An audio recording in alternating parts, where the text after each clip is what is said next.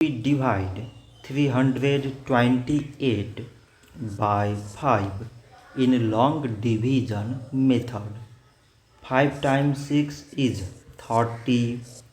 On subtracting we get 2.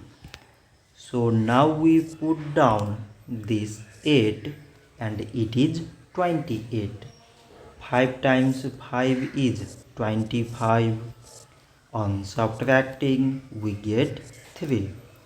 So now we have no any other number to put it down. So we take here decimal, so that we put 0. So it is 30 and 5 times 6 is 30. On subtracting we get 0. So 328 divided by 5 is 65.6. So this much for today and thanks for watching.